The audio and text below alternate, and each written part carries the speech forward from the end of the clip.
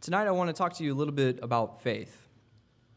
And while we may have had many talks and lessons up here about faith, it's still a good reminder to bring it up every now and then, because in this world today, faith is a very misconstrued word. It means different things depending on the context that you talk about it, and it means different things to different people depending on the context that you talk about it. A simple definition of faith that we all equate in our minds is that of just belief. Just simple belief. That's what faith is, right? But that definition does not really give the full meaning and connotation of what faith is.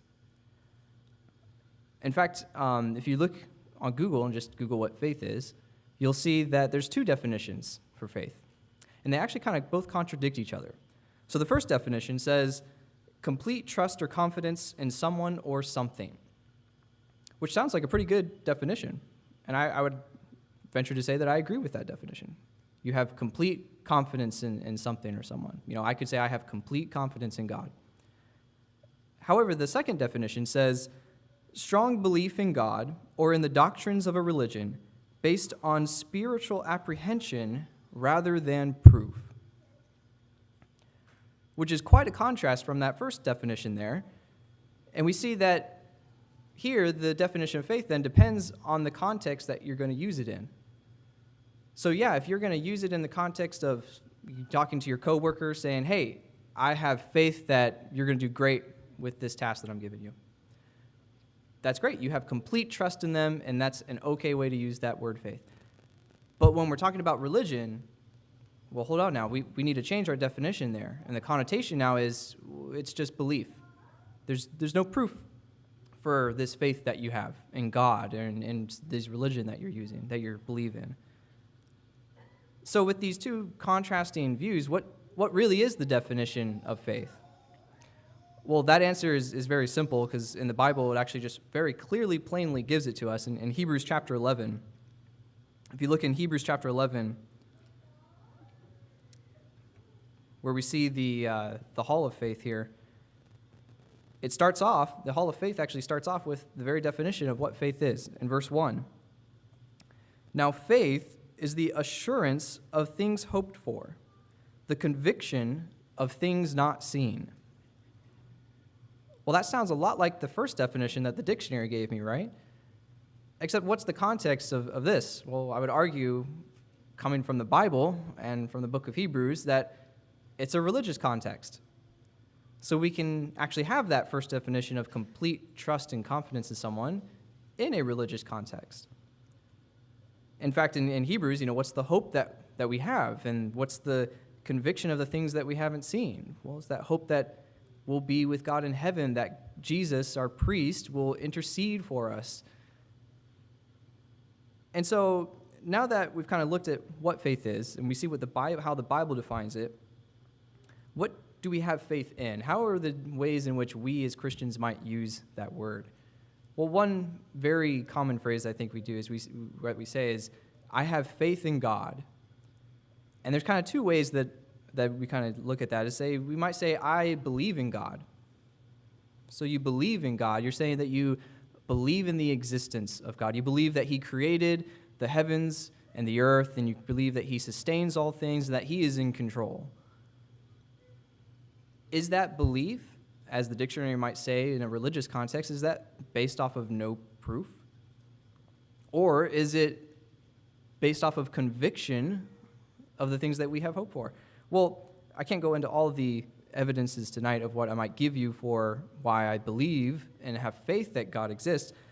We do know, like in Psalm 19, verse 1, that it says, the heavens are telling of the glory of God, and their expanse is declaring the work of his hands. God created the world. Why did he create the universe? To tell of his glory. And in Romans 1, verse 20, it says, for since the creation of the world, his invisible attributes, his eternal power and divine nature, have been clearly seen, being understood through what has been made. And so my evidence, my proof for why God exists in these verses here, is that the creation is there to tell of his glory so that we might be brought to him, to the knowledge of him. In fact, in the rest of Romans, that first chapter there, says that those who don't believe in God have no excuse because of the very fact of the creation that is all around us. Another way that we might use this term or this phrase, I have faith in God, is when we're looking for God to take action. So we might say, I have faith that God is going to get me through these hard times, or I have faith that God is going to guide me through life. But that's not based off of no proof. It's not based off of spiritual apprehension. No, that's based off of God's promises that he gives us in the Bible. Of course, we have to first base that off of the fact that we believe in God, is the former phrase that we looked at.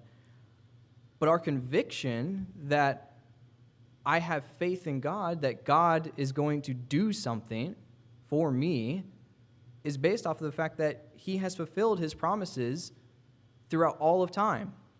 In fact, if you look at Joshua chapter 21, the Israelites experienced this firsthand. In Joshua chapter 21, we read in verse 43, "So the Lord gave Israel all the land which he had sworn to give to their fathers, and they possessed it and lived in it.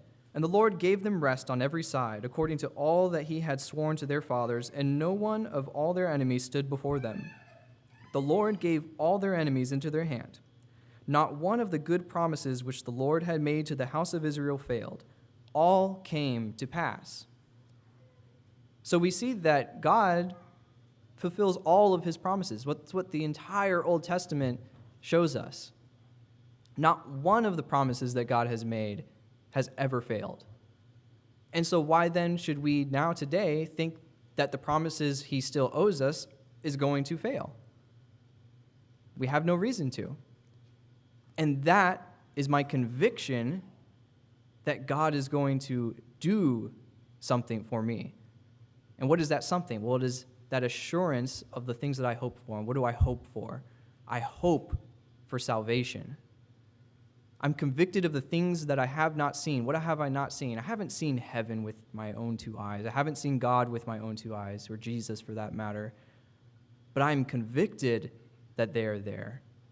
And I am assured that I am saved, that I have salvation and will one day be with God in heaven.